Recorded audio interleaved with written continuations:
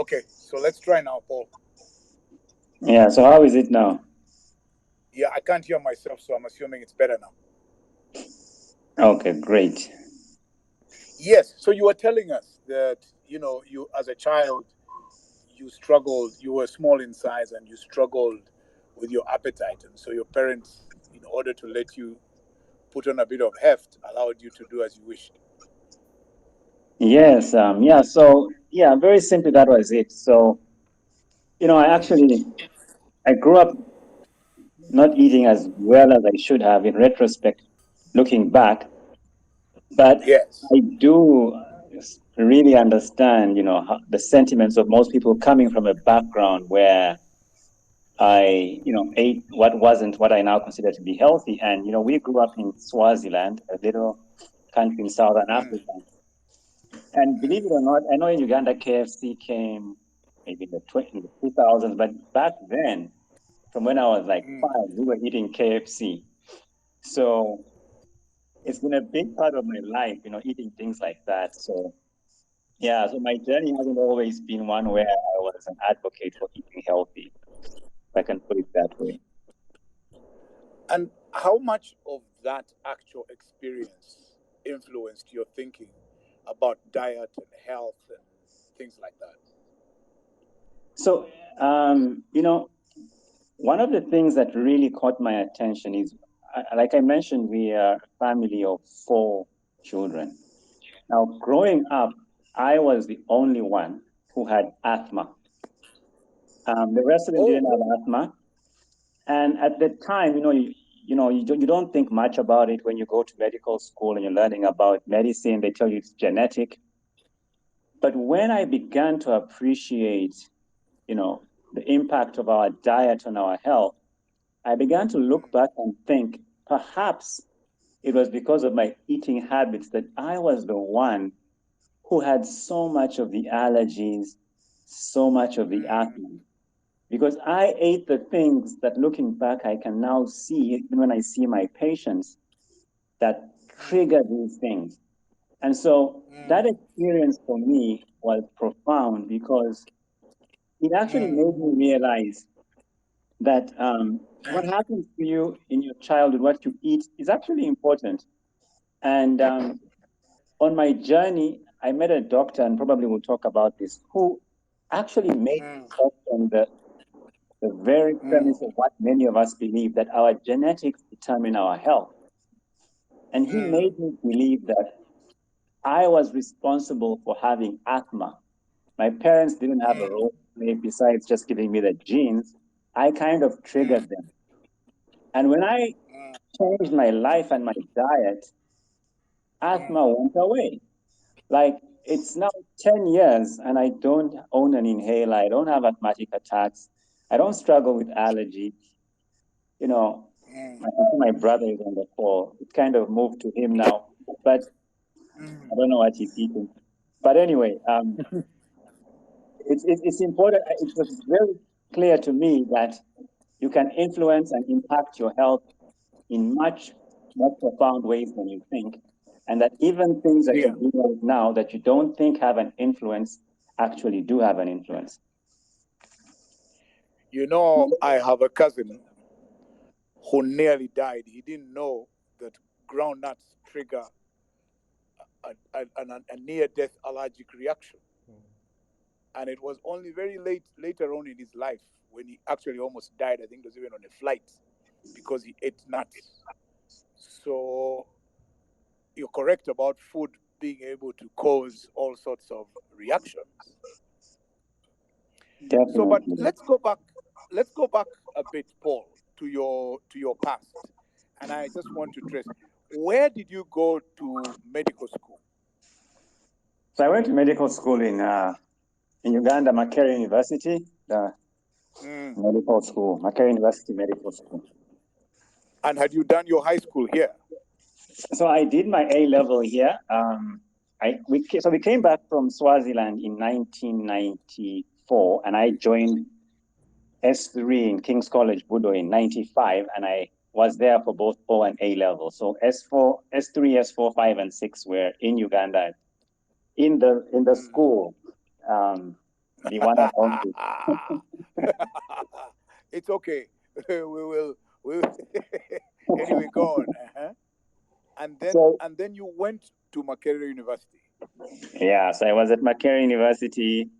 I actually, my first, my journey is interesting because when I was at Makerere in my fourth year, we have what we call electives, where you actually go to either a hospital or another institution to get some kind of experience about how other people view and perceive health. So I went to Cambridge University, and I was there for 3 months. So prior to my leaving, I was actually about 58 kilos. When I returned, I was about 73 kilos. And what happened? As Nigerians say, what happened? Well, it's very interesting, but I mean, the experience shocked me because it's a long story. I went, my dad gave me some pounds. I didn't know the value of the pound.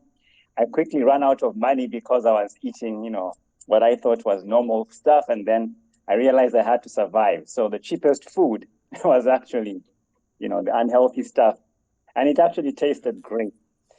But interestingly, at the time, I wanted to gain weight because I had always been small. So I actually deliberately tried to eat more so that when I came back, you look a little bit nicer, a little bit of a pot belly. So I actually was trying to have some of that. You're the first man I've met who's proud of a pot belly. I was at the time, interestingly. Yes. Yeah. So. And then, so then, what did you specialize in the medical field when you were at school? So yeah, when I finished medical school, like most people, you're just sort of like a general practitioner. Let me say, you're called a medical officer. And I had always wanted to be a surgeon, actually, a heart surgeon, pediatric heart surgeon. But I always like to say I got Yes. corrupted by money, you know. Yeah, so actually, when I finished medical school, and then there was this opportunity in a place called Muju. It's an HIV research facility, and I was, because I was very ambitious in life and very proactive, I managed to convince the panel that they should give me a job. And at the time they were not giving people out from medical school jobs, but I told them, look, I'm the guy for you. So I got this job, and this was in 2005. And I'll just test it out. My starting salary was US dollars 2,470. You Okay. guy. That's what I told you. I got corrupted by money. Man, you are loaded. So you can imagine. You are killing it. What? I mean, even by today's standards, Yeah. to start off at 2,745 is a lot of money. It was a lot of money. It still is. So you can imagine what I mean, but I was corrupted by money. So my whole dream of, heart surgeon, I mean, I was earning much more than many of my lecturers. I would see my professors, because I worked in Mulago. As I drive down, they are walking to get a taxi or, and it really bothered me. But, so I really said, no, I need to change my direction because the money is not in clinical medicine. The money is in public health. So I actually went on that journey, and found myself sitting a lot, doing a lot of desk work, and having a lot of disposable, not a lot, but back then, no marriage, no responsibility, disposable income, so I could eat what I wanted comfortably. And I started to find the weight increasing some more. But at this point, I didn't really like the weight because, it made me sluggish. And the turning point, I'll tell you, for me was about maybe 3-4 years into this job. I'm not feeling well. I go see a doctor I work with. He checks my blood pressure. I was aged about 28. I was actually 28. I remember very well. My blood pressure was about 140/90. Now, that's the level where they say you're developing high blood pressure. And my cholesterol. At the age of 28. Yes, it wasn't too high, but that was like 140/90. Your borderline case, basically. Yes. And believe it, I used to work with my wife. She used to like no, not laugh at me, but she's like, these are. She actually said this is the, diseases of money and stuff. But what actually was most interesting was he checked my cholesterol. It was high, and what struck me was I was troubled by that. But what really bothered me most was how quickly he got a notepad and wrote for me cholesterol lowering drugs, atorvastatin. And I tell people that was a turning point in my life because I suddenly realized what it was like to be sentencing another person to a lifetime of medication.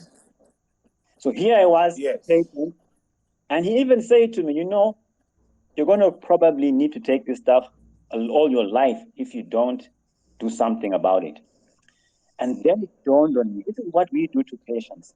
Now, I didn't want to be patient, but I had never felt that way when I was prescribing it. You just say, take this medication and come back after 3 months or more.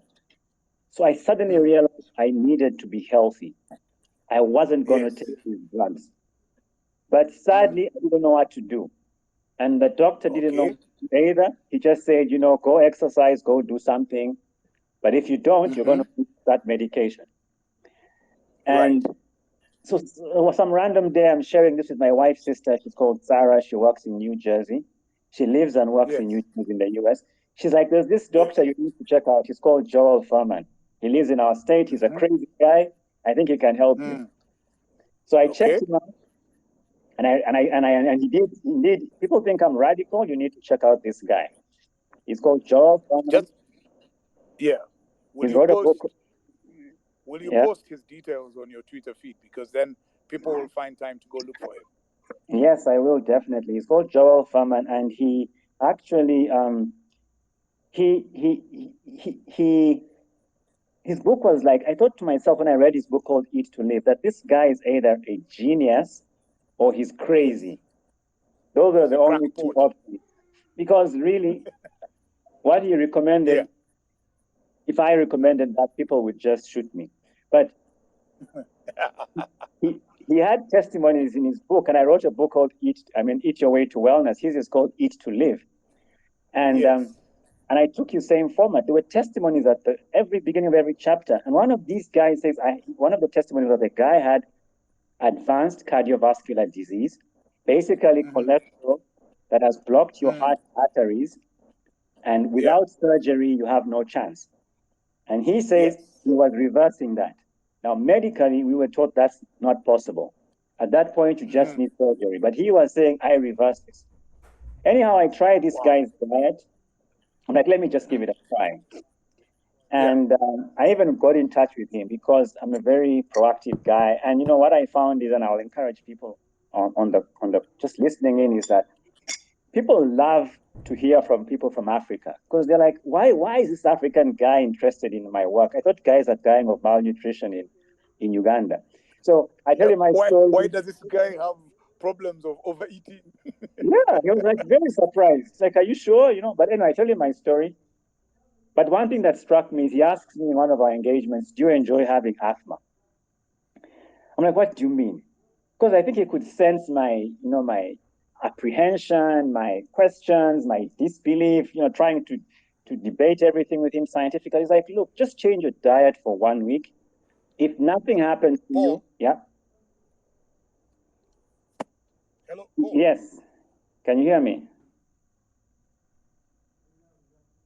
I'm here, Robert. Paul, can you guys hear me? Paul, I lost you for a minute. Can you hear me? Yes, I can hear you. Can you hear me? Yes, very loud. Go ahead. Yeah, so basically, he's like, change your diet for 1 week. If you don't see any improvement, just hold your peace. We don't have to even be in touch anymore. But you have nothing to lose. So he asked me not to eat cooked food for 7 days.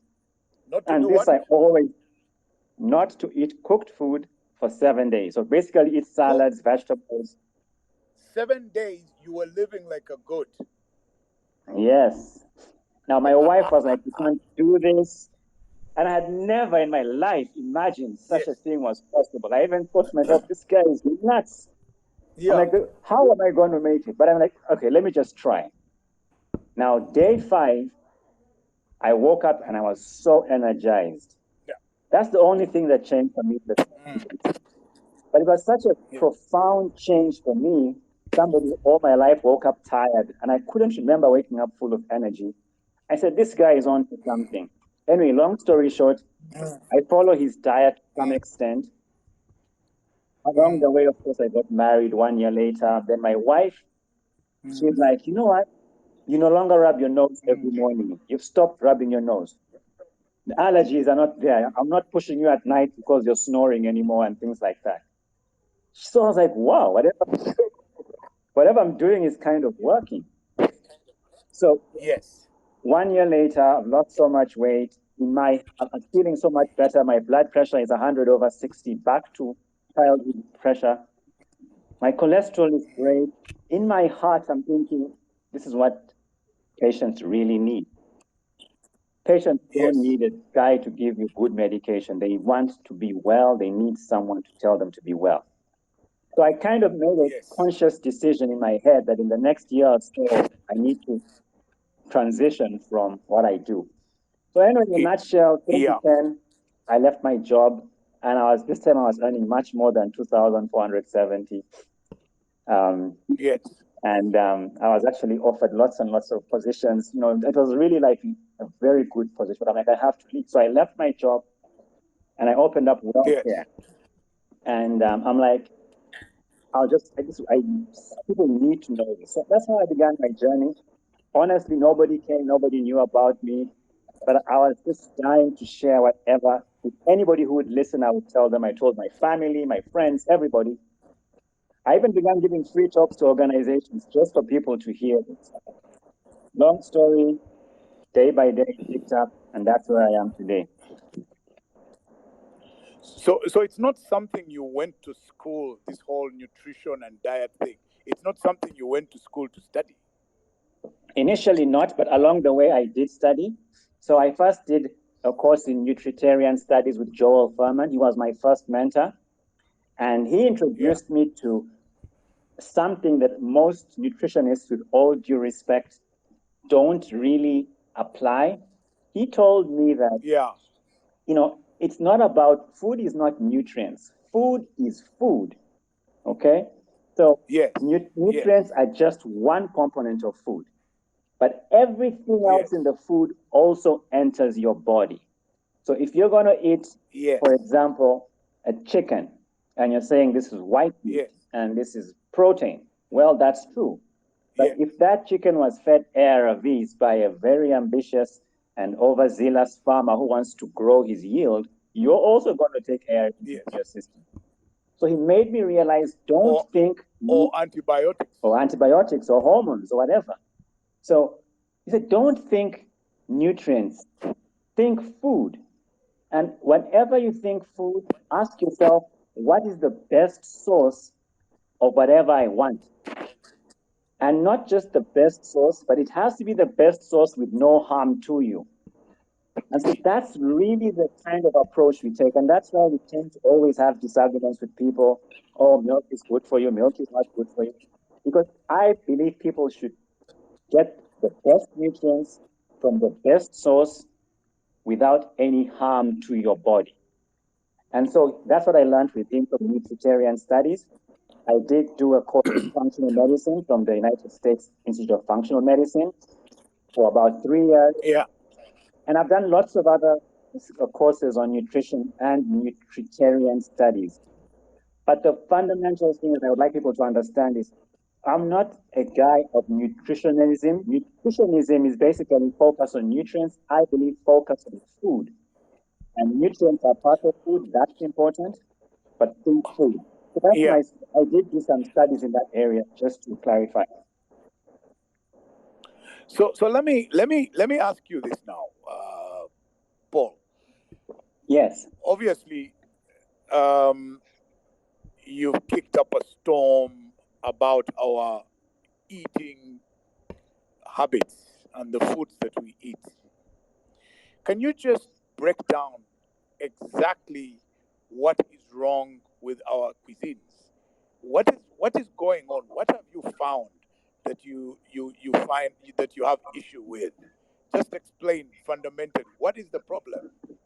Okay, so there's a couple of things that is a problem.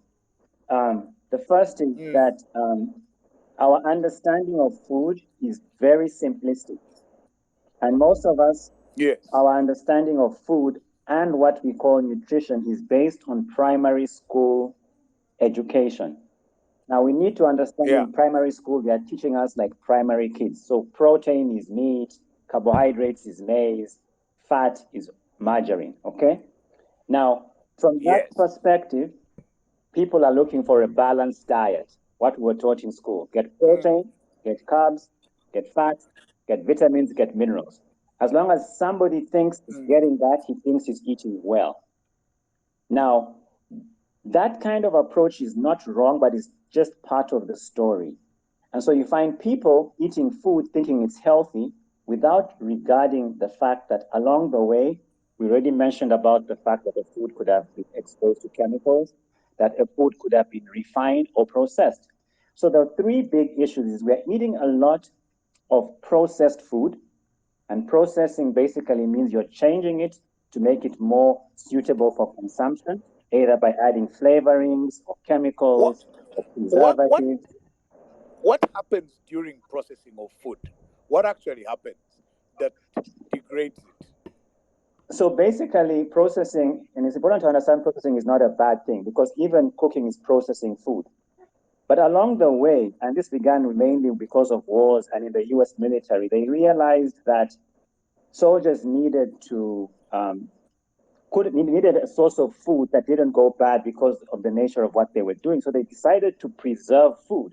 So they started Yeah. adding chemicals and substances to food that Yeah. made it last longer, that made it have a longer shelf life. But of course, Yes. along the way, the food industry jumped in and said, let's make it even taste better. So they started Yes. adding in things to food that make it taste better, make it Yes. last longer, make it more appealing, make it easier to eat. But they didn't think about what is the impact on our health. So Yeah. that's the challenge. So we're adding in things which, if people knew what they were, if people saw the impact on their health, many of them would not eat that stuff. You know, someone asked me a question once, Mm. doctor, can Mm. I have to give my children sausages because, I've been giving them two a day. I'm going to change to three a week. Is that fine? I said, yes, Mm. that's fine. But how many Mm. cigarettes would you want to give your child? The Mm. 10 or 3? And they say none because we know nicotine is dangerous, but somehow we are Mm. failing to appreciate that some of the things in food are also dangerous.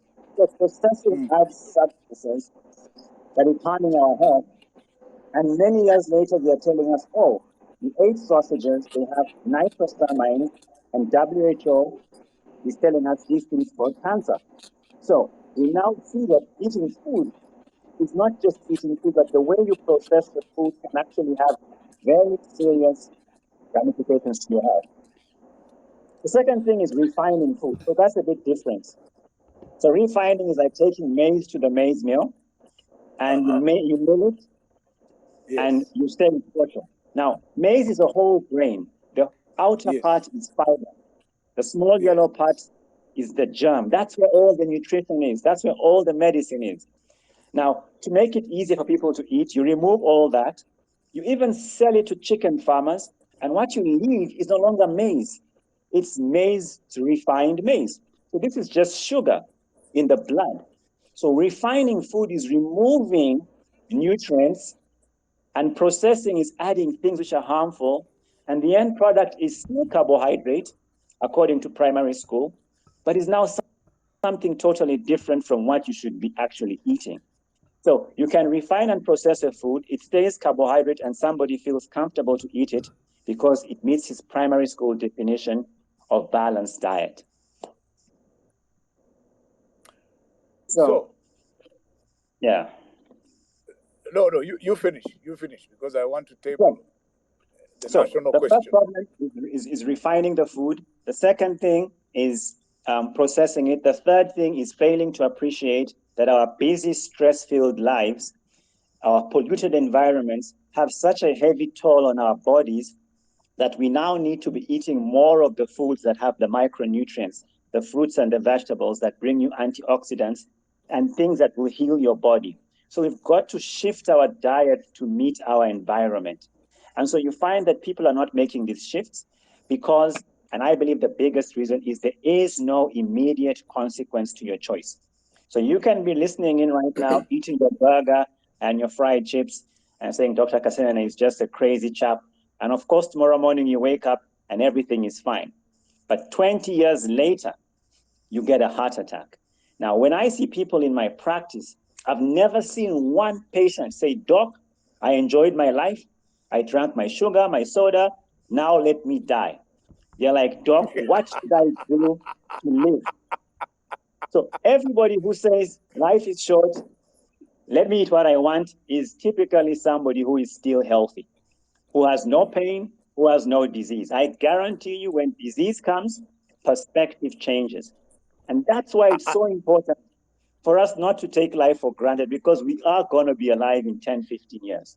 And you don't want to get cancer or diabetes or a heart attack or a stroke when your child is 15 years old and he really needs you. And so this is the kind of thing we need to be doing, raising awareness. And that's really where we can continue the discussion. Oh, okay. So talking about raising awareness, do you want to talk about the challenge that you've put me and Jackson into for the next 5 days? Okay. Tell the guys what you've made us do. So basically, I think like I had this moment where I never died after 7 days. I realized many people have never experienced anything that is sort of brutal to their minds. And so they don't really appreciate that they can actually do what they think they can't do. Now, this challenge is basically a 5-day challenge where we want to do what we call promoting nutritional excellence. So we want it to be a high nutrient, low calorie program where we flood the body with nutrients, reduce the calorie input, and then do what we call an intermittent fast. So we we eat for only 6 to 8 hours, but for the first and the last day, we are restricting it to only 6 hours. And then for 18 hours, we have a fast. So we eat between midday and 6 p.m., and we fast from 6 p.m. to midday. And so that way, we're going to get our body into a cleansing detoxification process. And so every year, if you do this, you give your body a chance to eliminate toxins and harmful substances. So it's really a 5-day program, only vegetables, fruits, nuts, and seeds, and a bit of green tea, but no sugar, no meats, no carbohydrate foods, no starches, no grains, and nothing processed. So that's really what we'd like you to do. And guys, can you hear me, Paul? Yes, I can. Go deaf, loud and clear. And I'm telling the guys that one, I intend to do this challenge fully, and I will definitely come out alive at the other end. So we're going to go through with it. Fantastic. So, and we're going to start. I am starting tomorrow, so I am already on. So, Paul, I need to ask you. We need to resolve the national question, which is got everyone talking the whole day. Yes. Chapati, mandazi, sausages. Let's first go that road before we go to the white and red. Let's first sort that one out. Talk to us about that. So, guys, I start off from the angle where I'm saying the hardest food for me to drop or for me to psychologically get control over was chapati, because it's such an amazing tasting food. But we've got to understand that chapati is not a healthy food, the common chapati that we eat every day. Because, like I explained with maize, we do the same thing for wheat. We refine the wheat. And so when you see white flour, that's basically sugar, although it doesn't look that way. So refined wheat is basically carbohydrate that in your blood will be very quickly converted into sugar, into glucose.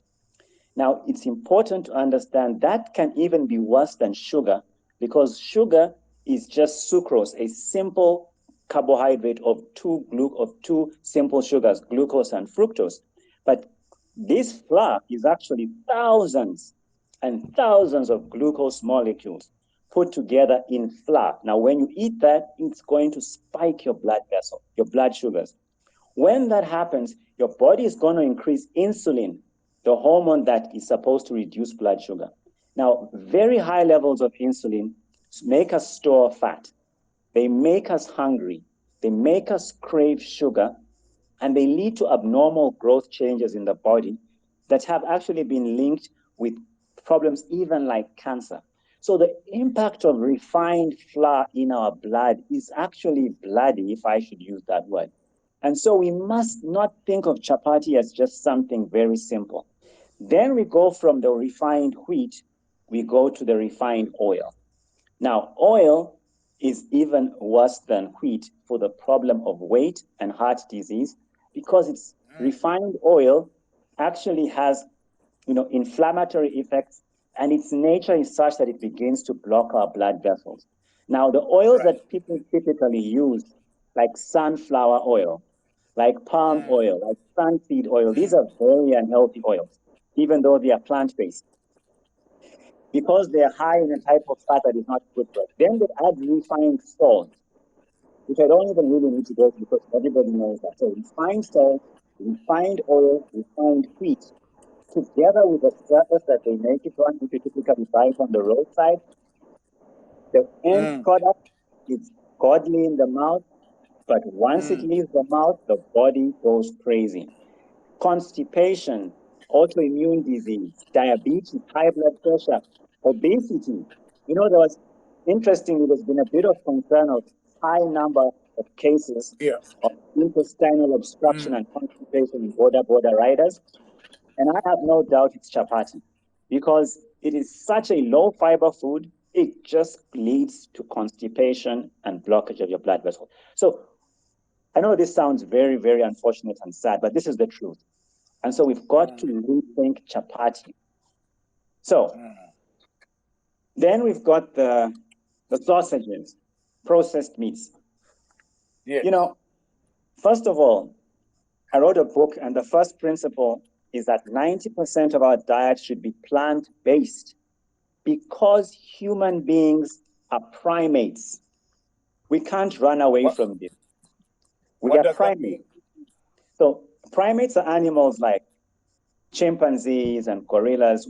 We are not necessarily their relatives, but we have a very similar structural, physiological, and anatomical makeup.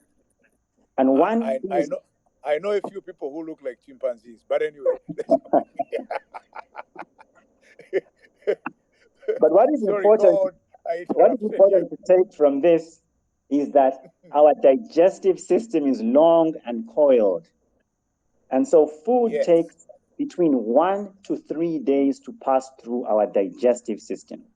On average, it takes 40 to 50 hours.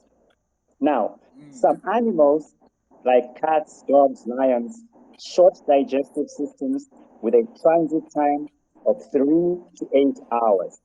Animal foods typically go bad after 12 to 15 hours. So for human beings, this going bad, this putrefaction, starts to take place in our colon. And that's why we're seeing a huge increase in colon cancer, because the food sits in your colon for usually at least 24 hours. So a lot of animal food is a problem. But when you eat processed meats like sausages, the food industry has added nitrosamines, nitrites, to give it flavor, to preserve it. But these chemicals, together with that putrefaction process, lead to very serious inflammatory and degenerative conditions that actually Yes. have been confirmed by the World Health Organization to cause cancer. So we are eating a food that is prescribed by WHO as the perfect food for cancer. But Wow.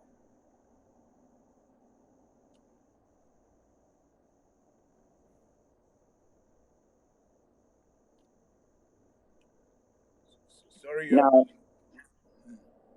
the impact of sausages and processed meats, usually we see it in children.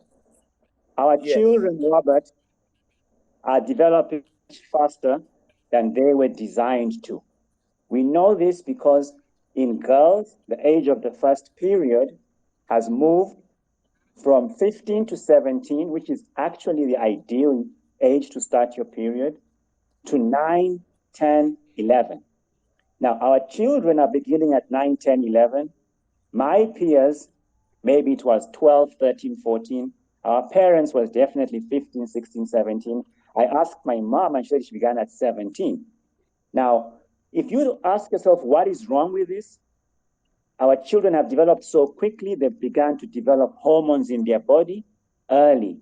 Now, to cut this story short, we know that if you get your period at age 10, probably your first child will be at age 25 or even 30.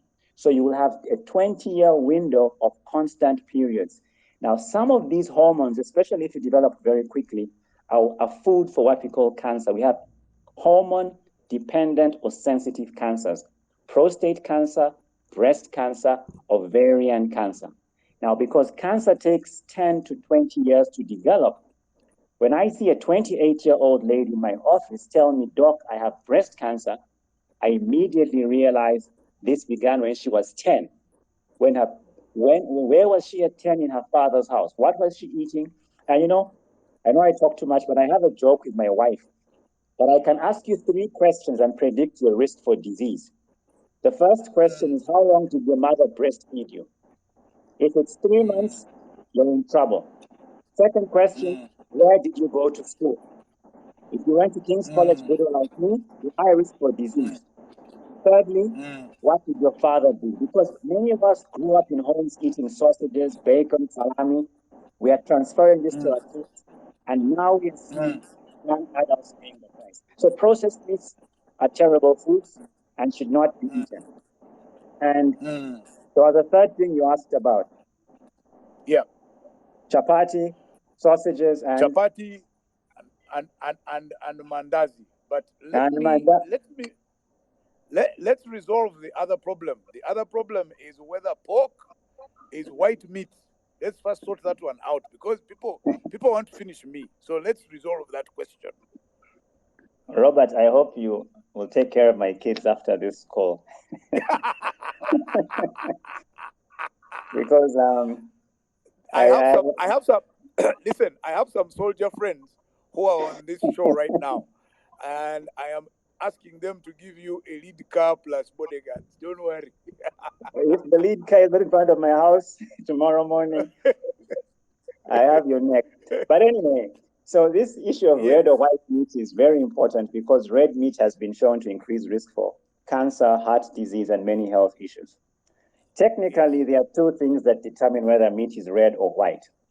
The first is the content of something called myoglobin. Myoglobin is a red pigment. It is similar to hemoglobin in humans. So myoglobin is the pigment in muscles that allows them to use oxygen to run and to be very active. So animals that have red meat have a lot of myoglobin, and that gives them the red pigment in color. That's like beef, cows, goats, sheep, things like that. Technically speaking, pigs have been shown to have even higher myoglobin than some of the other classical red meat animals. Now, the problem comes in because pork, sometimes when you, after the slaughter and preparing it, it tends to look white. And even in the preparation, sometimes it also looks white. So people have kind of used this as a reason to say it's white meat, to feel comfortable about its consumption, or even to promote its consumption. But pork is typically red. The other thing that makes meat red or white is actually what we call fast twitch fiber. The fast twitch fiber means how quickly can your muscle contract. And we typically see white meat best in birds. If you're driving at 150 kilometers an hour, even if there's a bird in the road, you rarely knock that bird because it will fly away. Its muscles are fast twitch. But a pig on the road, that one is gone. Yeah. And you want to catch a local chicken, again, you have to run around. It can move like it, that's it, white it's a meat. it's a it's an endurance sport trying to catch a local chicken. Exactly. So that's white meat. So even broilers are not really white meat. They're just chicken-like substances. But typically, pork is definitely red meat. And I think the Muslims are blessed because they generally are not eating this type of animal food. And pigs are actually scavengers. Their role is to clean up the earth. So they eat literally everything. So even besides being red meat, what they eat contributes so much to the negative health consequences. Honestly speaking, pork may be the best tasting meat, but I think it's the most unhealthy. And people should really change their conception the next time they want to have some P1G. Okay, now let me bring in the other subject, which is exercise. Yes. If I am, like our man Haman Kambugu, I climb Rwenzori, I run across Uganda, I climb Kilimanjaro, run to Nairobi, climb. Why shouldn't I knock myself out on my foot? Why not? Because you cannot exercise your way out of a bad diet. The Really? only thing exercise will do for you is help perhaps to burn excessive fats. Exercise, Yes. of course, if you're exercising, you're better off than somebody who's not. But Yeah. you cannot remove toxins from meat that are potentially cancerous by exercising. So we've Yeah. got to appreciate that exercise is a very important part of our health journey. We must all Yes. exercise, and by the way, if you don't exercise, you cannot be healthy in the long run. There's no other way out. But we must be careful with thinking that at the end of a heavy workout, I can go and indulge in pork and beer. Because Oh. actually, you may even be undoing the benefits that you got in the gym. So I don't want people to leave here thinking, okay, I should quit exercise. No, continue exercising, but don't see exercise as something that can outdo a As an bad as an diet. an as an antidote to bad food. Yes. Paul, I am going to open up soon to questions, and then I'll ask Tony to speak at some point. But I wanted to give a testimony of one, how me and you got together in the first place, because I think that you changed my life completely. Actually, I think it's only fair that I tell people this story. So, if you recall, I was having an incredibly bad case of IBS, which is irritable bowel syndrome, About, and my stomach was giving me hell. And then you put me on a 6 week diet to clean up my stomach. So you removed everything. Now there is something which I don't know if you will recall, but I traveled and you didn't see me for 2 weeks, and then yeah. we met at a wedding and sat at the same table, and it took you 10 minutes to recognize me. Yeah, oh, now I remember. I even remember the wedding now. Yes.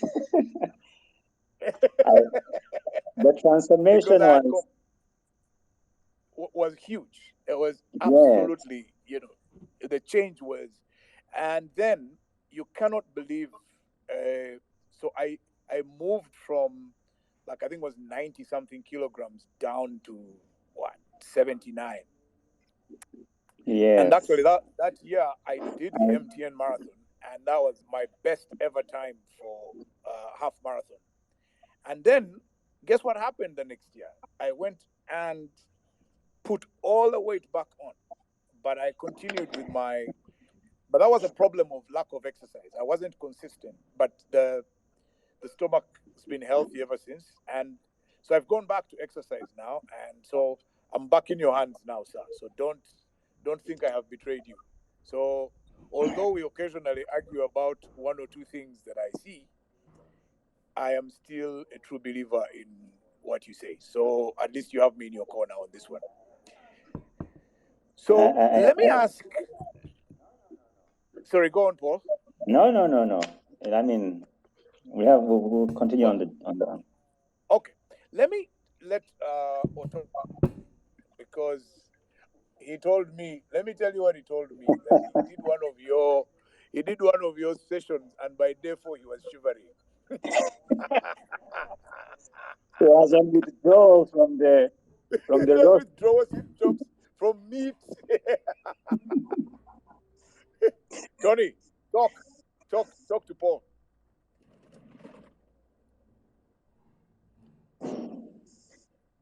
Tony, are you there?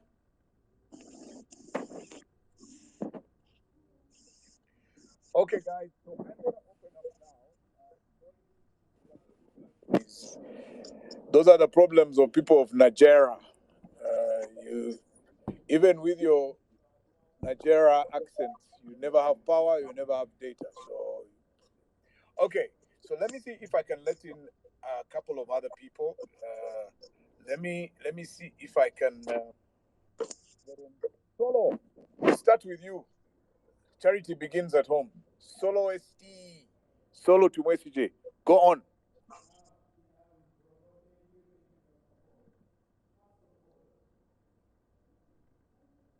Solo, can you speak? Because I can't hear you. Yeah, please speak, Solomon. We're here. Robert, thank you, Dr. Paul. First of all, Solomon, you had your last supper. They warned you. The thing is, Robert, just like you, I can testify. I did Paul's what do they call it? I did Paul's course a few years ago and lost 15 kilos in 9 weeks. And I know I met a friend who passed me by because they think I looked like me. My mother almost called a clan meeting because she thought my wife was not being a good wife. And I know people who genuinely asked whether this was intentional. But then here is my question for Paul. All that weight is almost back on, but I know that the discipline, I remember how I felt. I had never felt the way I felt then. But it goes back. So my question is, for meat lovers like me who will do the Last Supper when they know they are going to attend your talk in the evening, how do you bypass the dish of bacon or meat in a buffet just to pick vegetables and I mean, how do you do it? How do you stop yourself? Thank you. So, Paul, let me get in a couple more questions, and then you can take them all together, right? Great. Okay, Jackson, my man with whom we're going to do the fast. Jackson, talk. Hey, Rob. Hi, Dr. Paul. Hi, Jackson. I am actually exercising while listening to you. And fantastic. I want to thank you for bringing this challenge up. Rob, we got this. Yes. Yeah, we and do. I want to also tell you, Paul, I followed you way back before I ran my first marathon in New York.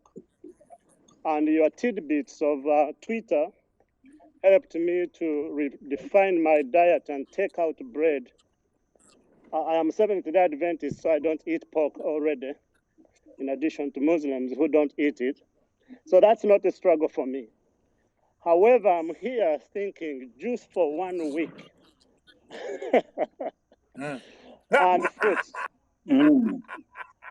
How maybe at some point, please tell us where to find emergency, first of all. But tell us the hours you think will be more struggle so we are prepared mentally, and which days you think will be the hardest. Because for me, Day 4. I'll continue to that work. That one I can tell you, Jackson, for free. Day 4, you're going to sweat. All right. So we started today. You're going to sweat bullets. I thank you for bringing. But by the way, yes. By the way, let me tell you something else, Jack. Yeah, go ahead. You you will have the best toilet experience of your life. You will have the most relieving long call of your life. Trust me on that, man. You will take a crap and it will be the best you have taken in many years. Trust me. That's a treatable moment right there. But in all seriousness, I encourage others to join us. Yeah. Let's do it together. I don't think anyone is going to die from it. We can persevere and do this not for us, but for our children and for our nation. A healthy body will serve us better. Oh, I thank you, Rob. Thank you for taking up the challenge. Coffee will be in, Ruggiero coffee will be in once in a while. Absolutely. And we will do this. Thank you. And may so many others join us to do this together. Thank you, Paul. Appreciate you. Okay. Good. So I've Thanks, got somebody Jackson. called Dr. Martin Shivanda. Yeah, thank you very much, Robert. Thanks, Dr. Paul. Good to talk to you. I've been following you for a while. Yes, can you hear me? Are you from Zim?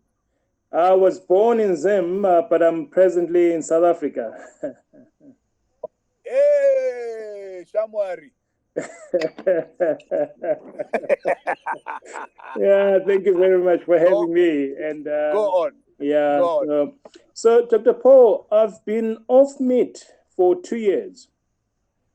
It made a huge difference to my life. I mean, part of the reason why I had to get off meat is because I had sleep apnea, and it was quite a serious one. So I got off meat, I got off sugar. I came down from 98 kilograms to about 85, and I dropped to about 78 late last year. I'm now at about 83. Now, and so one of the questions, I've got two questions for you. The one is breakfast.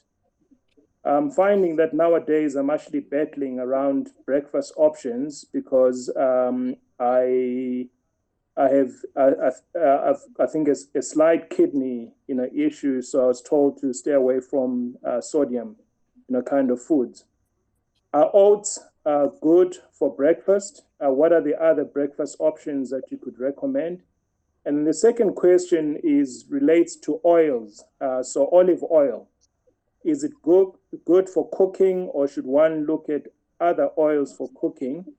And then the last question relates to fish, seafood. Is shellfish a good option, or should one stick to high omega-3 fishes and so forth? Thank you very much.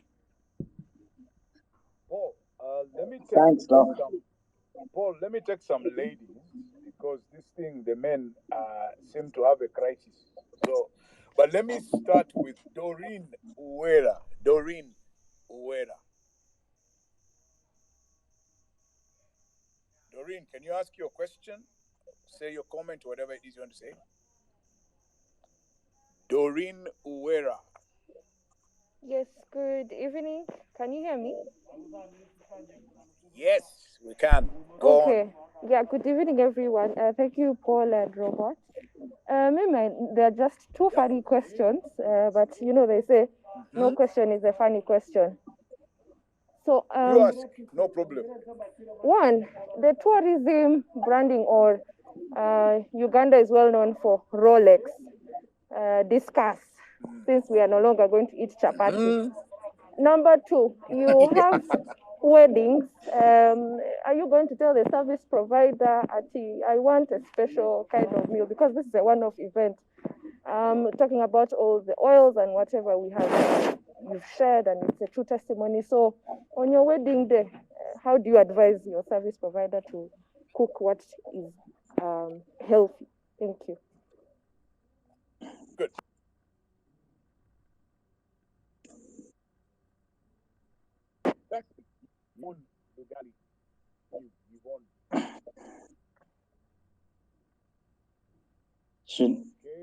Hello? Can you say something? Can you hear me? Yeah, we can hear you now. Okay, thank you, Robert. Thank you, Dr. Paul. My question is, it's very easy to do all these things when you're alone. It's much easier. So how would you recommend someone who has to sort of incorporate it for a family? I mean, how do you get everybody on board in your family to sort of begin to think and also, I mean, affect some of the foods that we eat, because some of them are really like very easy, they are go-tos. So how do I incorporate some of this knowledge into, our daily meal planning as a family? And then the second part would also be at work, right? So many of us like work from 8 to 5. I mean, it's very easy to just get onto an app and order fast food and things like this. So how would you advise when it comes to, meals at the office? What is good, what's not good, and how should one go about that? Yeah, thank you. Thank Paul, you. let me take one more lady and then you can answer. Miss Bree, liberal head. Hello, good evening. Liberal head.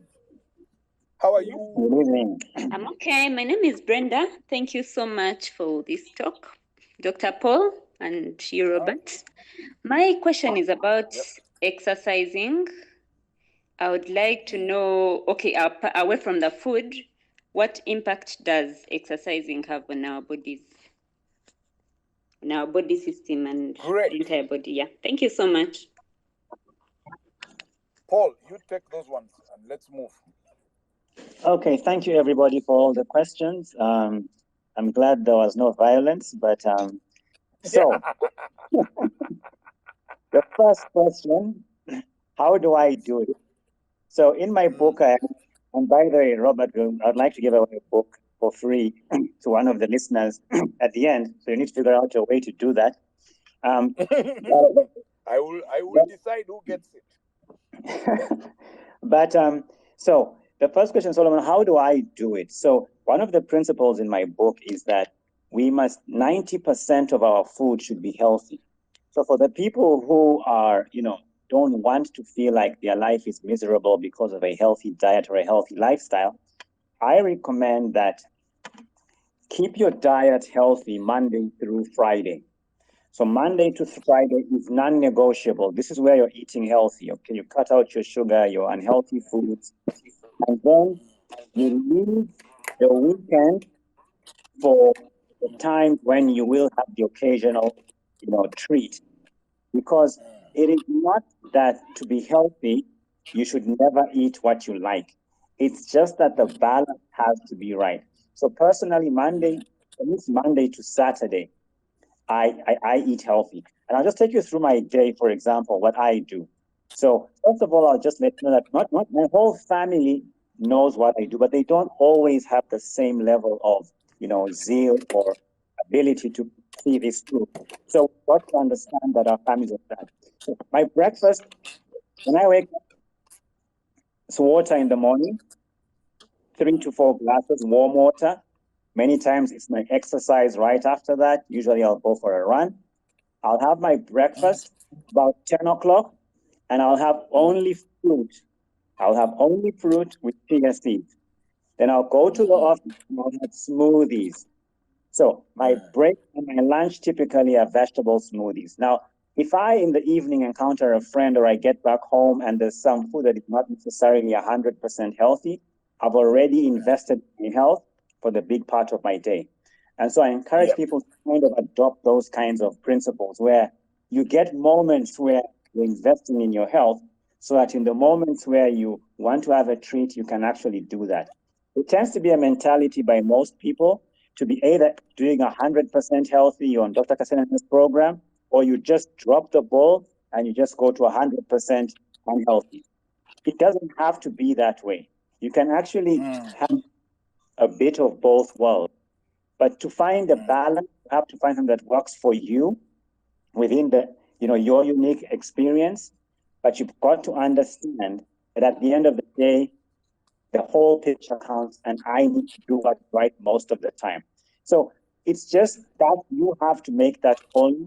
And when you raise your level of awareness, it becomes a bit easier to make these choices. I hope that helps, Solomon. Now, Jackson, I'm glad you want to do this. I encourage everybody to join in. I did this for 7 days and I never died. But what I would say is that the human body has enough reservoirs for fat and energy for most people for a duration of 40 days. So we should never really worry so much about will I have energy or not. If you don't have energy, then it's another issue. Of course, you won't be the most vibrant and you can't run a 40-kilometer marathon, but you will have enough energy to sustain your normal daily activities. Now, the hardest day actually for most people is transitioning between day 3 and 4. This is because usually our bodies will utilize the glucose from the food we've eaten, and that will typically last us for about 12 hours. Then our body has a store in the liver of glucose in a form called glycogen that lasts another 36 hours. Now, once you've depleted these two sources of reserve, for a 6 to 12 hour window, your body is transitioning from glucose to fat metabolism.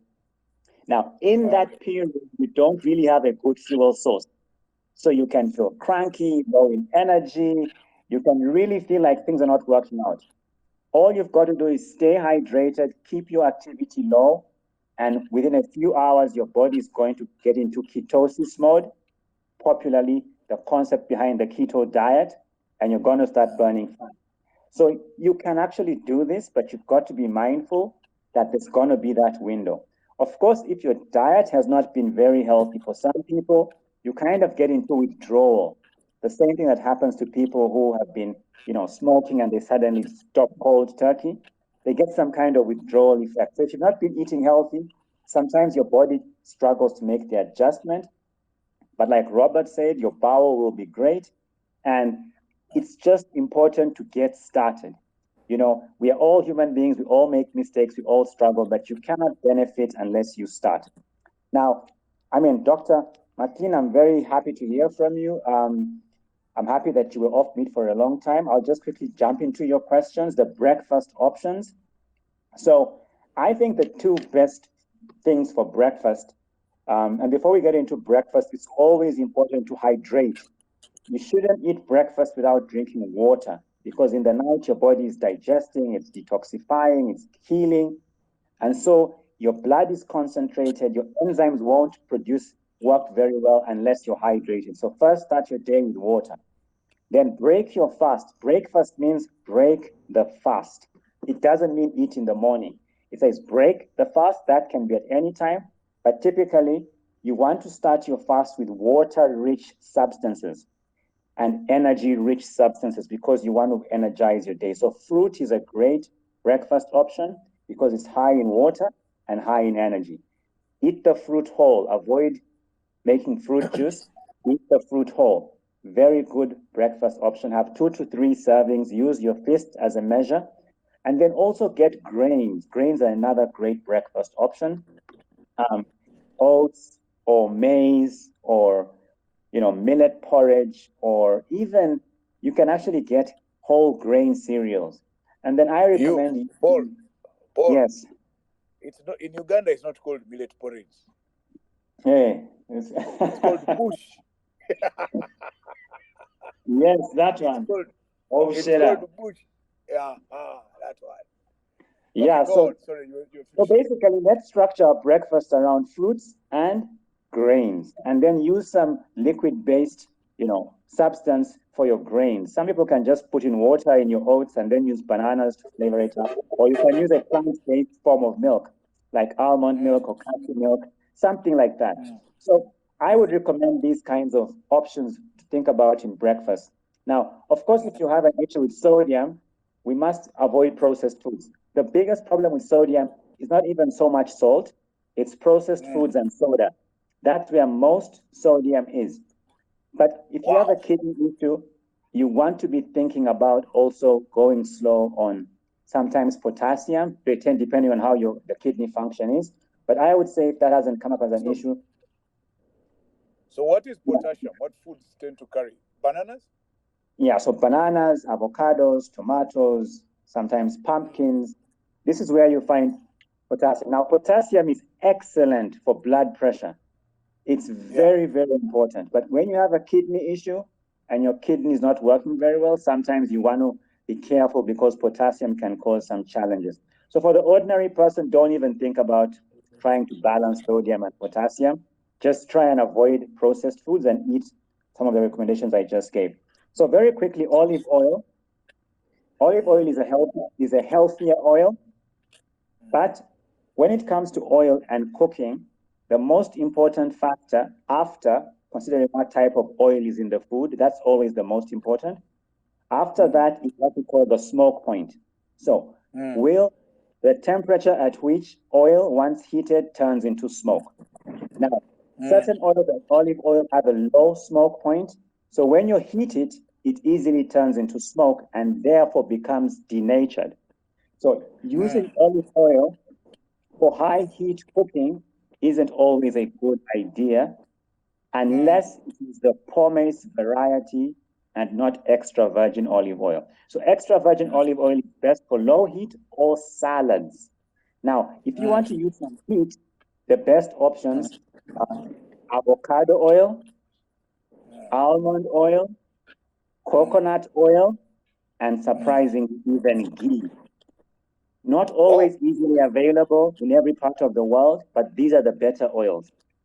Get a copy of my book. There's a whole table there. I'll also try and post it on Twitter so that guys can actually, the cover, no, even the table I'll post it so that people can actually see what oils are better. But if you're thinking high heat, think avocado oil, coconut oil. If you're thinking low heat salads, olive oil is great.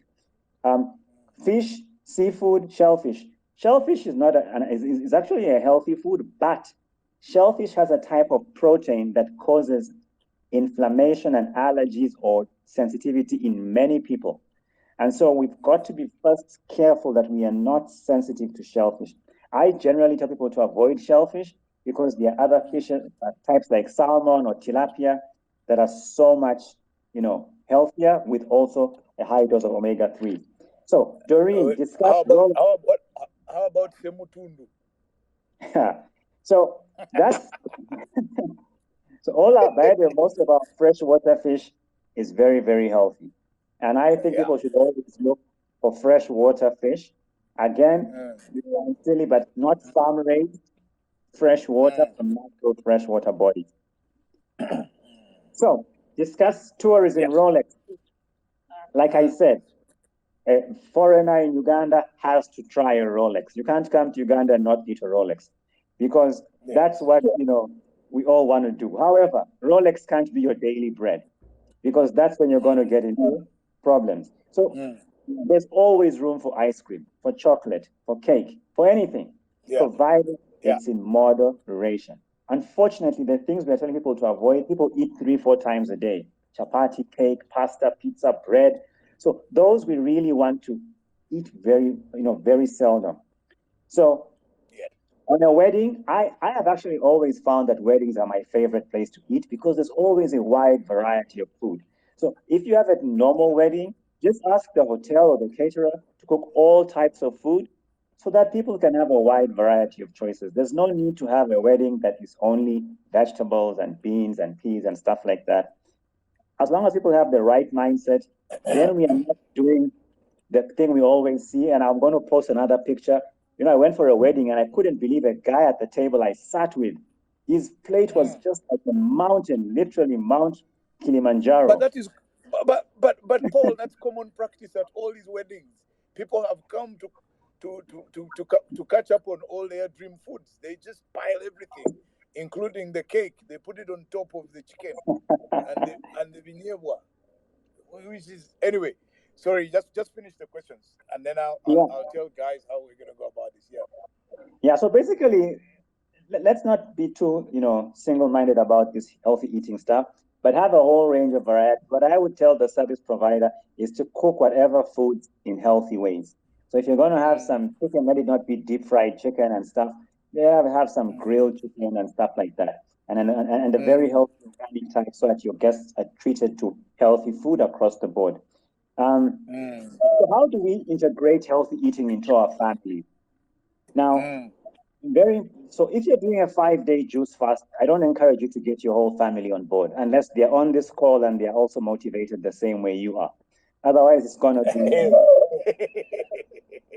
But for 5 days. I think let me carry this cross alone. Yeah, for 5 days, you can actually make special arrangements. But for the rest of your life, what I have found is when many people bring me, especially children, to my office and say, Doc, we need your help with healthy eating, I have always found that I have never had to tell even one child what to eat for healthy food. Yes. I simply ask them, I'm going to list 20 foods. I want you to just say healthy, unhealthy. That's it. Yes. And then I'll start. Cake, unhealthy. Sausage, unhealthy. Even things which I would think they would say healthy, they say unhealthy. Like a cake, I would think people would say maybe healthy. So I'm like, okay, now that you know this, why don't we just try for a period to eat healthy food? Now, whenever you have a discussion around food, that when food is not in front of you, people are more likely to be more compliant and understanding. So don't discuss healthy eating on the dining table. Don't. Yes. That's not the time to tell your children and your wife and your husband and your family that now we're going to eat healthy. No. Get a time when nobody's eating and just say, guys, what is healthy food? And they'll be very willing. Now, once you've done that, tell them, can we try and eat healthfully? Usually they will say yes. Then make the changes and get rid of what you don't want people to eat. Because we buy the food. You know, you buy the food for your children, you cook the food, and then you condemn your child for eating unhealthy food. The same thing in the home. So teach your children, then get rid of the unhealthy food and have a lot of fruit and water, because these are the quick victories and the easy things to buy into. And start slowly and gradually. If you want to go, intense, do that for yourself. But I can tell you, eating healthy should be done by everybody from age 2 years. Everybody should be on board, but don't force them. Teach them, encourage them, and usually it's something that they will get into, but avoid the temptation. So at the office, look, there was a study done that showed that people will tend to see food that they like as healthy. So if you're looking at food and if you like the food, your brain will tell you this is okay. So when you go on most of these apps, there's healthy food there, but we just don't see it because we want to see what we want to see. So first of all, whether it's Cafe Java's or anywhere you're ordering, there's always healthy food. But secondly, you've got to take responsibility and say, look, where can I find healthy stuff? And there's lots of local restaurants selling natural food. It's everywhere. It's just that we've never looked for it. It may not be as convenient and as accessible as these unhealthy foods, but it is there. And until you decide to look for it, sometimes you won't be able to see it.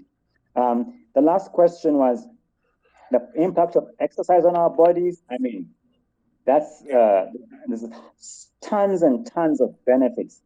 First benefit, so first of all, people need to understand one thing.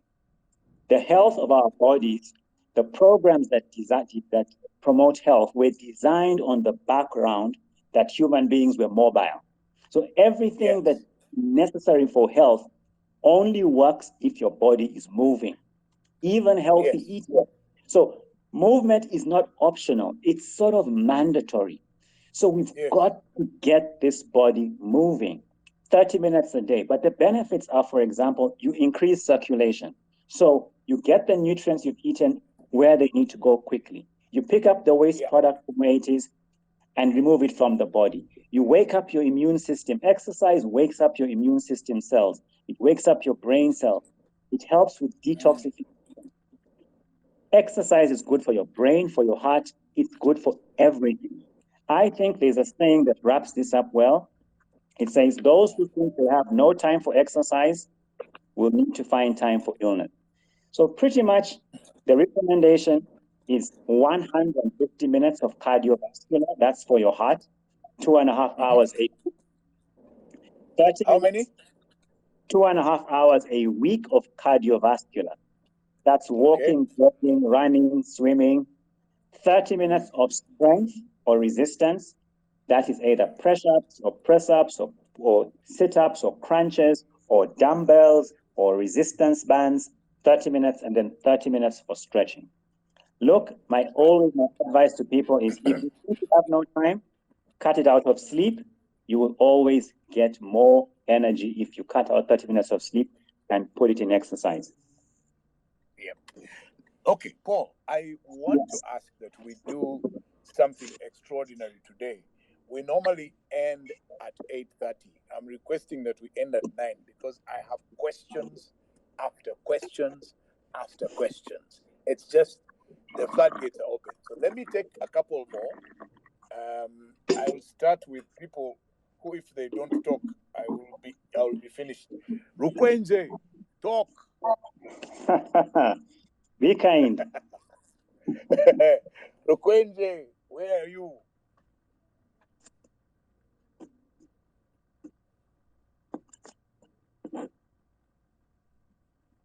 Rukwenje, can you speak up? I will definitely insist that you talk. Sorry, I didn't know that you had called me.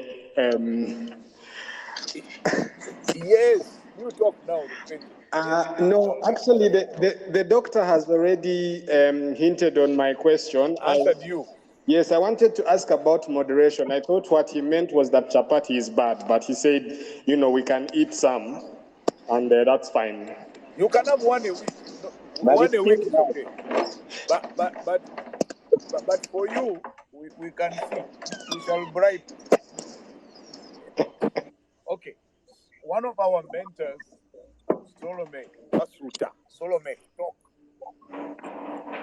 Hello, can you hear me? Yes, we can hear you, Solome. Go on.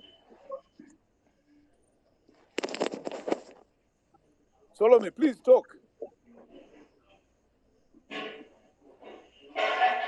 Okay, let me try Irene. Irene Kitui.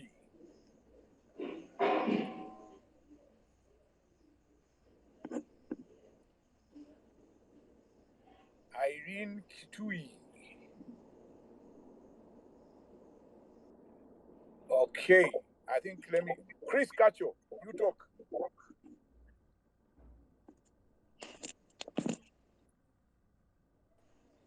Chris. Thanks, Robert. My question to the doctor is one. Uh-huh. Should we pay attention to it? What happened?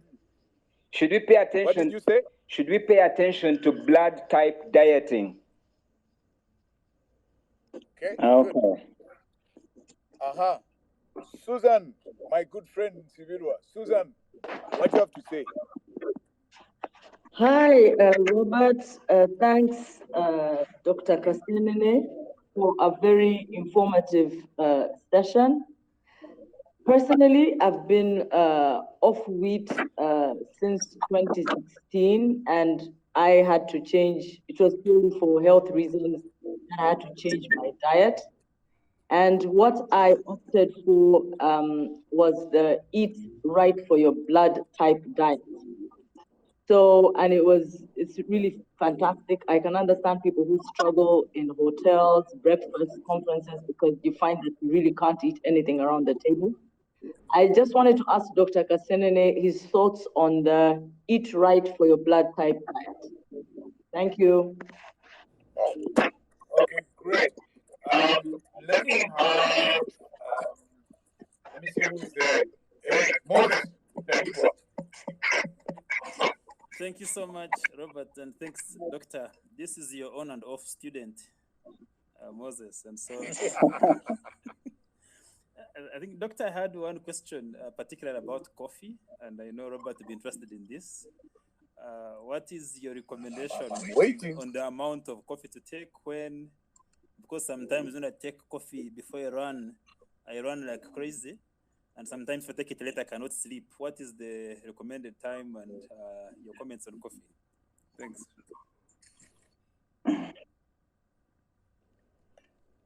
Okay. Let me have Fortunate K. Namanda.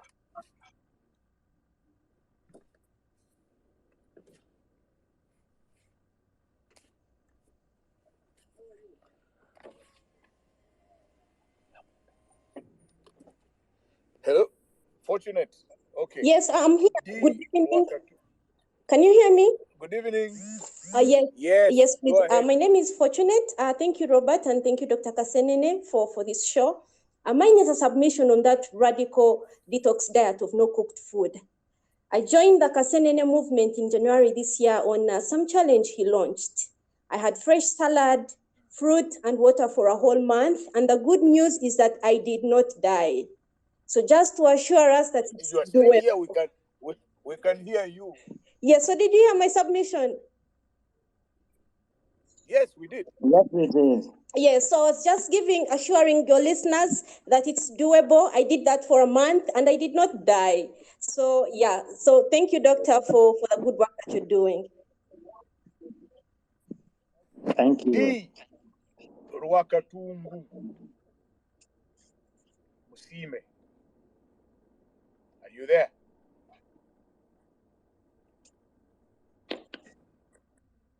D. Rwakatungu Musime. Okay. Habat Kato.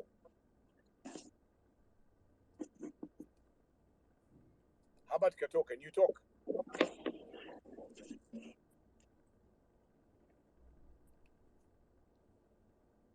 Habat Kato. Okay. How about Kathy Shenin? Kathy Shenin. Yes, good evening, everyone. Mine is about supplements. One, protein powder. Sorry? Protein powder that people... First of all, you didn't tell us who you are. Oh, sorry. My name is Herbert. My question is about, Herbert, go ahead. About supplements. Many people consume supplements. There's protein powder and others. What's the doctor's take on supplements? Okay. Paul, you want to take those ones while I get in a couple more people? Paul, just answer those ones. Yeah, so I'm going to be quick so we can have as many in as possible. So the first two questions from Chris and Susan were really pretty much similar.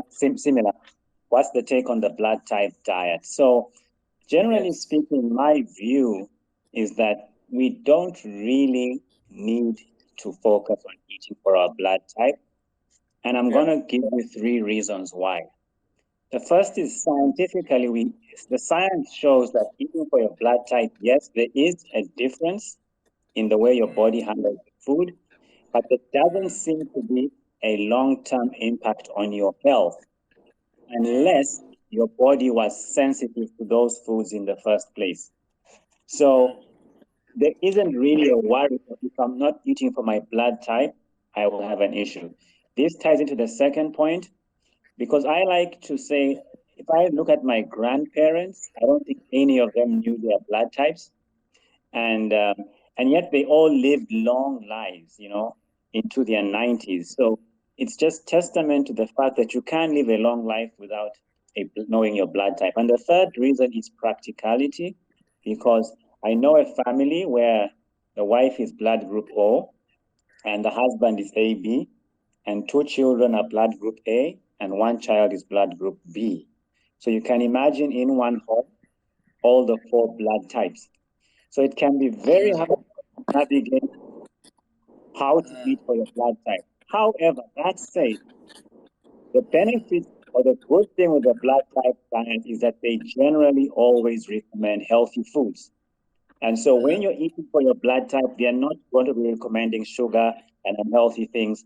So it's okay to follow the blood type diet if you find it practical and if it makes sense to you. But I would be very careful to drop certain foods on the basis of your blood type purely because of that theory, even if the food is healthy. So healthy foods like vegetables, if you don't have a personal allergy, I would say there's really not much need to focus too much on blood type. But if you want to follow it and you're doing well with it, that's great. Coffee. So like just quickly, like for Susan said, if you get off wheat, the problem with wheat is gluten, not necessarily your blood type. And so many times you get off gluten, everybody will benefit irrespective of your blood type. But if it was just one of the foods that came off, I would think it's more of coincidence that it was just the wheat that went off, not necessarily the impact on your blood type. Coffee. So coffee is actually a very interesting food. For a long time, the literature said coffee is a bad thing. And then all of a sudden, the literature is saying coffee is a good thing. And there's a lot of confusion around this. And I'm not saying this because Robert is the host.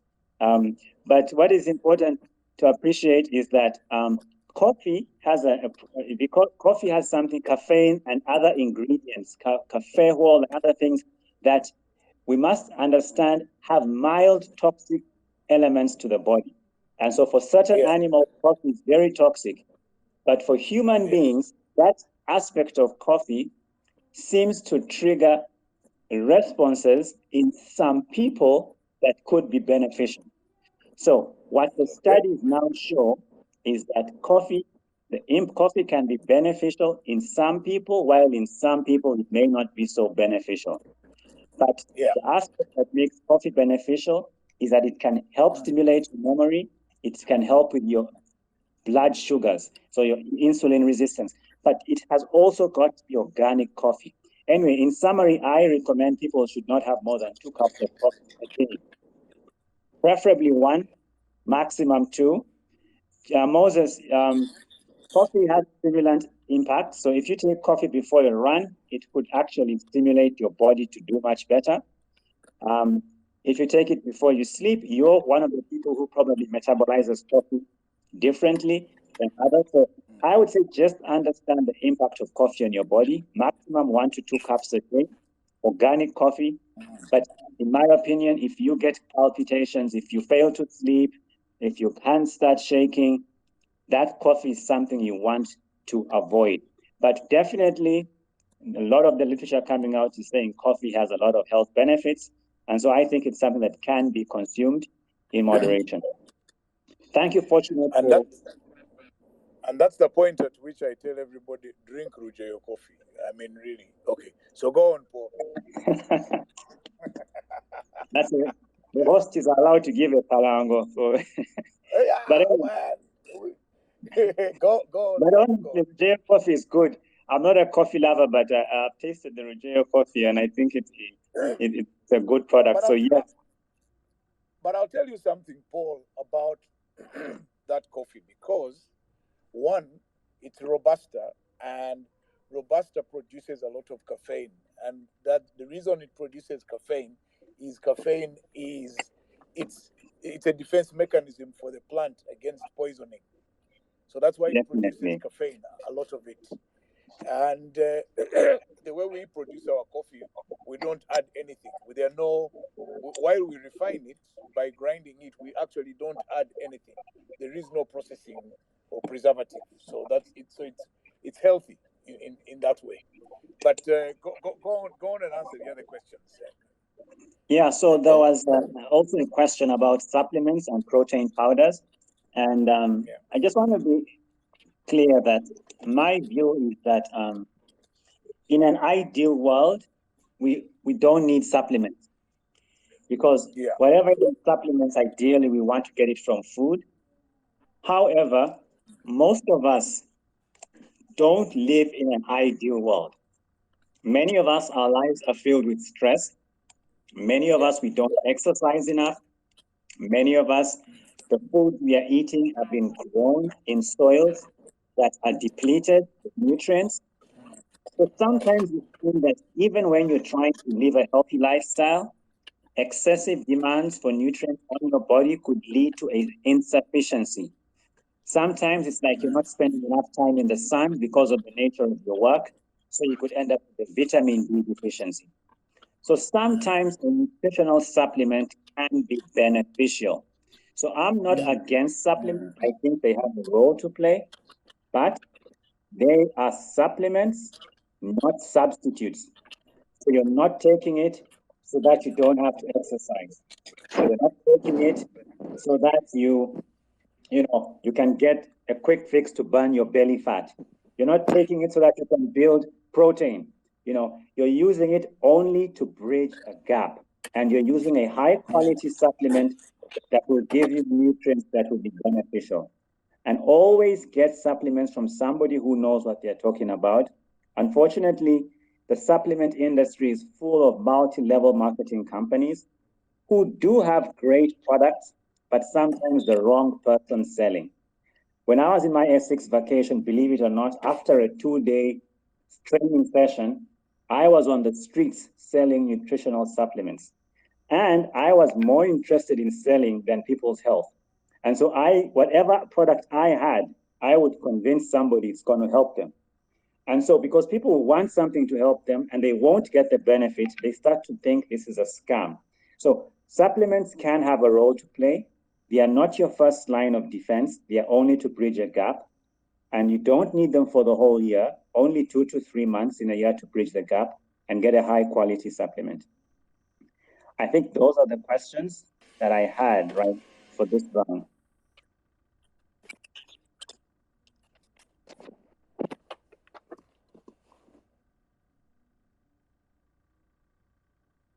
Robert, are there any more? Want to take in a bit more?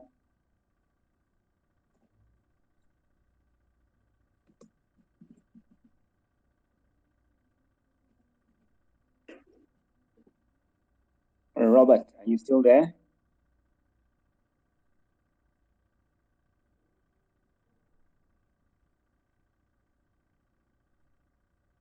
Okay, so I'm not sure whether if I'm still on the line because I don't have hosting rights to. Yes, Paul, we can hear you. Fantastic. So yes, as you wait for Lillian, Robert, you had a I question? think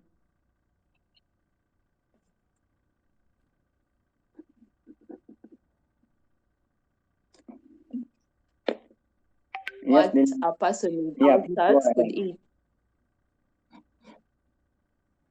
Did you hear me? Yes, we can. Go ahead.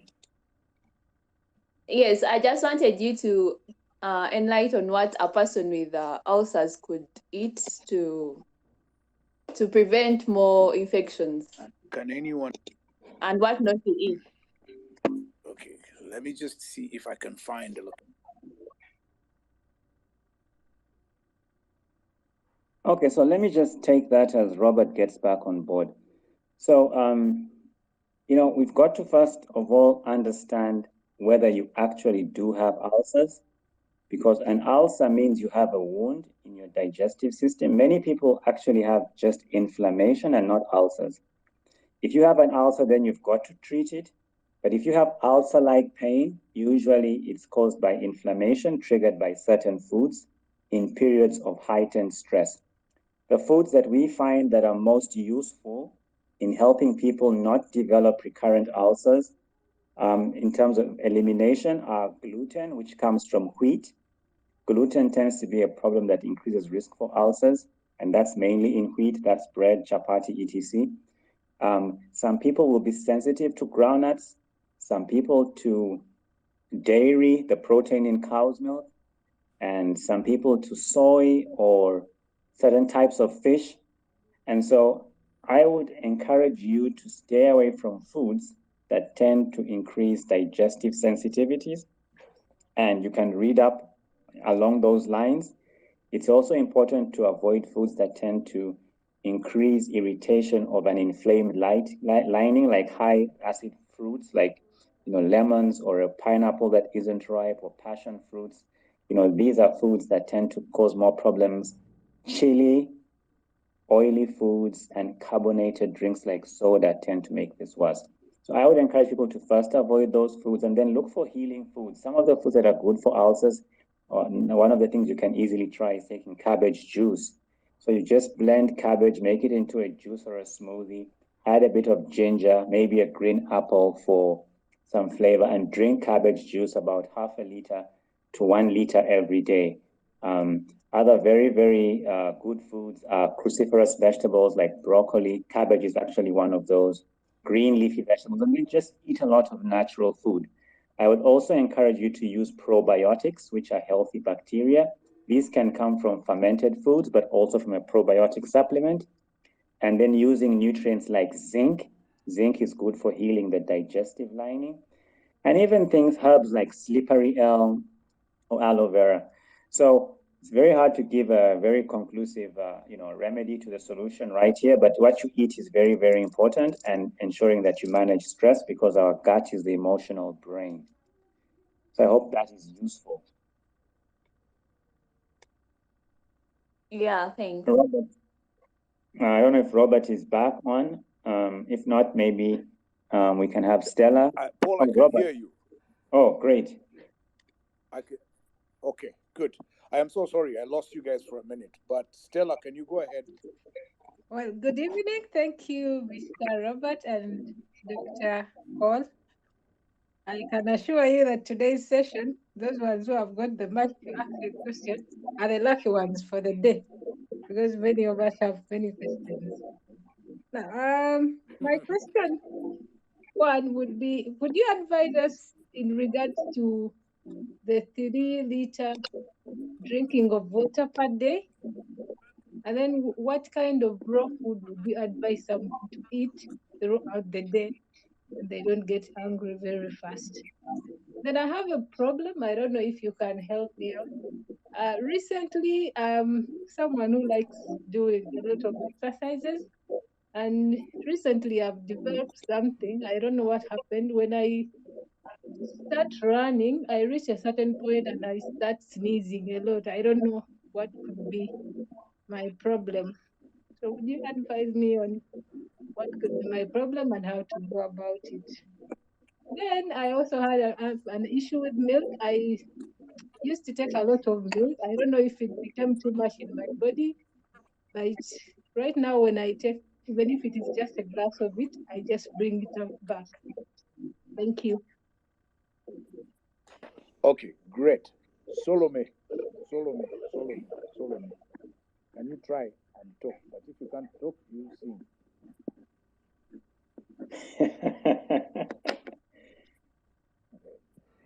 Solome, wherever you are, try and talk if you can. Okay, let me see. While Solome makes up her mind, let's ask Lillian Peace or Bentu. Lillian Peace, do you want to say something? I think Lillian already asked her. Him. Yeah, I did when you're off. Oh, sorry, I was off. Okay, great. Alan Dev.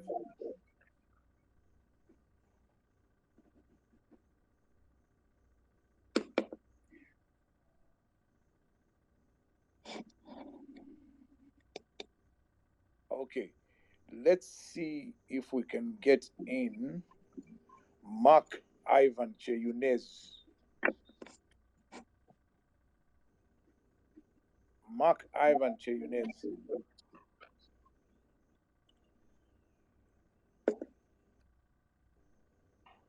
Okay, let's see those who can talk. Hello? Okay, cool. Yes? Yes, this is Mark. Huh? I have one question, and it's about the doctor's submission on coffee. I am one of those who have migraine headache. Thank you very much, Robert and Dr. Paul. I hope everyone is hearing me. Whoa. No, wait a minute. Who is this? Because I have somebody talking already. Who is this? Can I continue? Continue, Mark, please. Continue. Yes. So hello, everyone. I just had this one question to ask to the doctor. Who are you? He did talk about processing of food and how it's actually being contaminated during the processing Sorry, who of is the talking? food. Who are you? Now, I would just like to ask if at all the cooking process and our cookware is actually contaminating our food. Is there any way that our non-stick pans and or our aluminium pans are actually contaminating our food? Thank you. Who are you? Okay, guys, please, when I let you in, please say who you are, because I can't tell who it is. Sorry, Mark, about that. Mark, please go on. Yes, let me start afresh. So yes, so I'm one of those who have migraine headaches, and when the doctor was talking about coffee, that interesting plant, my migraines are normally triggered by taking coffee, anything caffeinated. But then the first medicine that I'm normally given that puts me down is normally medicine that has caffeine still, called cafe ergot. I wanted to understand how is it that the one thing that triggers me is the same thing that would put me to sleep. Okay, great. So, Asha Batenga.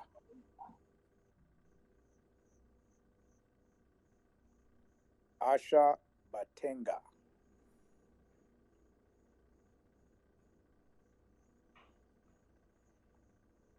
Dora Nelly K. Dora Nelly K. Yes. Doreen Nelly. Good evening. My name is Doreen Champeire, and I've been a follower of Kasenene since I think, and I'm so happy about this session. Well, my question is about people who eat anything they want and they don't.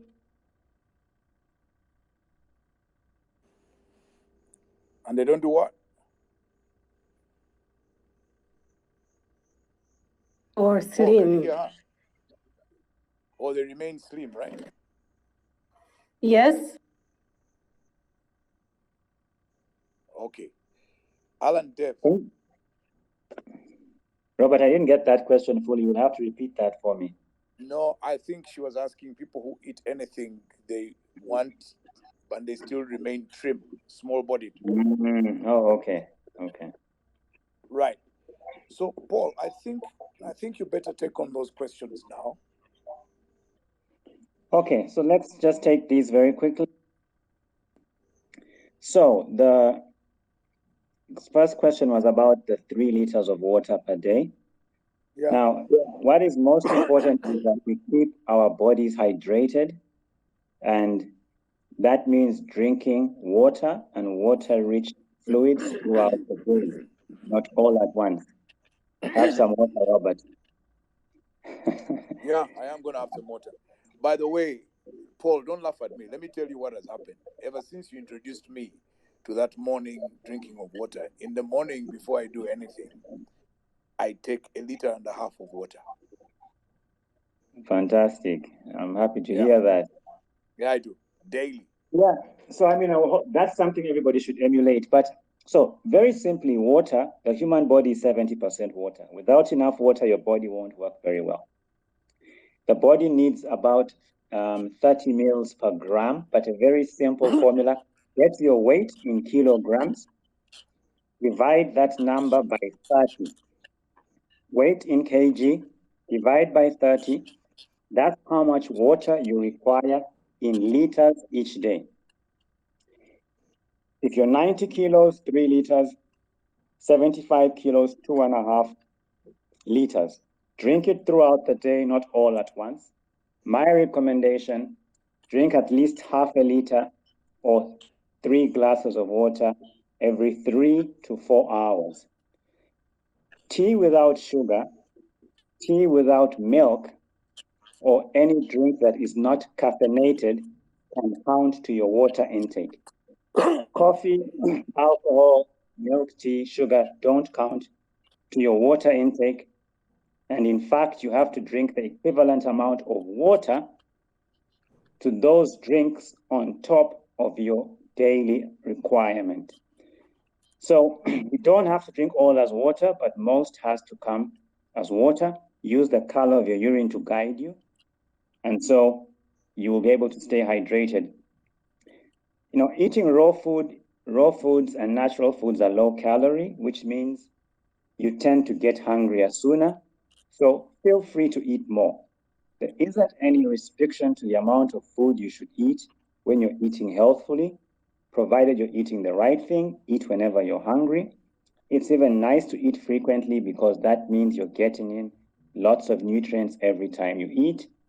Salads can be anything, you know, from a salad made with lettuce to avocado to anything, but raw food, yes, can increase your number of times you eat because it's low calorie.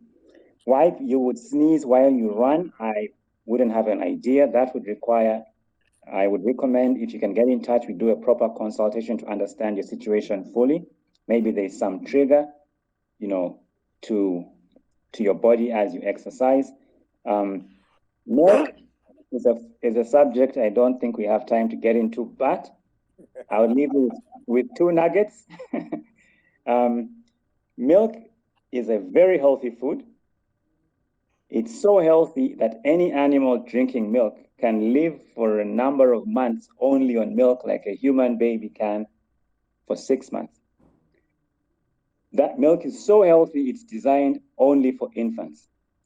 And there is no animal besides human beings that drinks milk beyond infancy. So keep this in mind. Milk is designed for infants. And by the age of 3, most of the enzymes for digesting milk are gone. And that's why many people will struggle with digestion of milk. Secondly, again, no animal drinks milk for another animal. Cow's milk, with all due respect, wherever you come from, is very good food for cows, not for human beings. The composition of cow's milk is not the same as that of breast milk from humans. Now, many years ago, we had nutritional challenges, and believe me, if you have nutritional challenges, milk of any kind, camel, goat, whatever it is, can give you some benefit. However, we should ask ourselves that the things we need from milk can actually be gotten from other foods, and that's where we should get them, even calcium. And however controversial this seems, the scientific literature now confirms that a diet high in cow's milk actually leads to weaker bones and not stronger bones, because the calcium in milk, although it is very bioavailable and easy for the body to take up, the kidney always removes more calcium from your bones, trying to balance the acid from the milk. So if you get 10 grams of calcium from your milk, your kidney will remove 12 from your bones. So there's a net loss of calcium from your bones when you drink milk. So yes, it's calcium rich, yes, it's bioavailable, but it doesn't benefit your bones. Calcium doesn't come from milk first, it comes from the soil, processed in leaves by photosynthesis. That's where all our cows and goats get their calcium. So eat your green vegetables, you will get everything in milk, but milk is acidic, milk is inflammatory, it makes allergies worse, it has been linked with increased risk for heart disease, diabetes, and many conditions. So I don't think we should be drinking milk, and that's why as you grow older, you become less tolerant to milk. So if you want anything in milk, get it from the same place where cows get it from the soil and the grass. Somebody was asking about processing food. We failed to figure out who that was. Perhaps he was Ivan. Processing food is very fundamental to our health, like we talked about it, because it can actually cause a lot of harmful effects. He asked something about the cooking process, and I'll tell you the type of saucepan you use is also important. Because, for example, we know that aluminium is very toxic to our body, and most of our cookware is aluminium. So we process food through cooking. If you're using an aluminium saucepan, that's very bad for your health. Please go and throw away your aluminium saucepans. That's the one that's good for cooking matoke, but go buy stainless steel or glass or cast iron. Or pots. Please also avoid, or pots. Please also avoid the non-stick cookware. They also have compounds, Teflon, and things that are not necessarily good for your health. So migraines, caffeine constricts our blood vessels, so it can lead to an increase in headaches. However, the ingredients in coffee are not always only due to caffeine when it comes to headache. There are other things there that lead to headaches. In any case, if you have a headache, I don't think your first line of medication should be painkillers. You need to ask yourself, like we always do in functional medicine, why do I have headaches? Not how do I suppress the headache? Any symptom you're having is a sign to you that something is wrong, and you're not supposed to suppress it with medication unless it's going to kill you. If it's not going to kill you, use it as feedback and go back to the drawing board. Just imagine driving your car and a light comes and says engine oil problem, and you park the car and remove the bulb.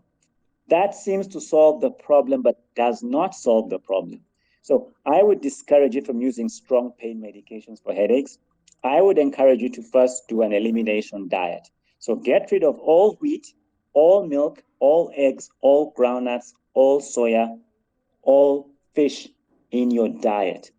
Start with that, then look for magnesium, B vitamins, omega-3s, and have those in your diet. Usually that should solve your problem. If it doesn't, we can consider many other things. People who are smaller can eat whatever they want. That doesn't necessarily mean that you're healthy. Size is not a way of judging health. Actually, many small people are very unhealthy because they think that they are blessed by nature. But yet we need to understand that size is not the biggest determinant for health. It is a risk factor, but just because you're small and doesn't mean that you're healthy. And many small people are eating terribly because they think that their metabolism is great. It's important to know your fat and muscle percentage rather than just focusing on your weight. So just Nelly, thanks for your comments. And by the way, she has a very nice, I always see the kind of food she plates, and I think people can learn from her examples. Look, Robert, I don't know how much time we have, but look, I think we've answered some of the questions. I think we've answered everything. Just one final question from me. Yes, Robert. Where do people find you if they want to come in and talk to you and consult you? I mean, of course, at a professional level, plus the costs that come with it. Where would they find you? So I'm based in Bugolobi in Kampala, Uganda, on Bandali Rise, because I noticed that some people are listening in from all over the globe. Thanks to you, Robert, and your amazing team. But I'm based in Kampala, Uganda, in Bugolobi on Bandali Rise. On my Twitter handle, sorry, on my Twitter profile, my telephone number is there. So you can actually get in touch with our clinic, visit our website, drkasenene.com. Our telephone number is very simple, 0701 450 450. Of course, with the +256. You can just follow me on social media here, ask a question every now and then.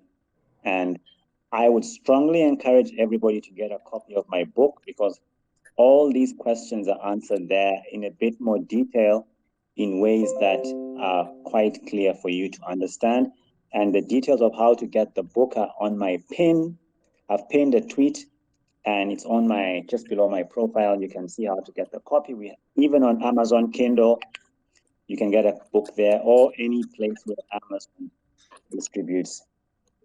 Hey, Paul, let me say this. And this is the thing that I always say to anybody who just hits it out of the park like you've done today. Only 2 words will describe this. Thank you, thank you, thank you. Thank you too, Robert, for having me. And I also want to tell our guys that tomorrow, this is also another packed week. Tomorrow, Paul, you may want to know about this. Tomorrow we have a session on insurance. Why is it wise for anybody who earns a bit of money to have insurance, whether it's health, for us, whatever it is? And my guest is Kwame Ejalu, is an insurance specialist.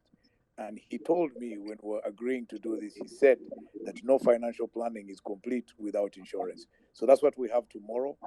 9 a.m. we start the tweet chat. 7 p.m. we will have our...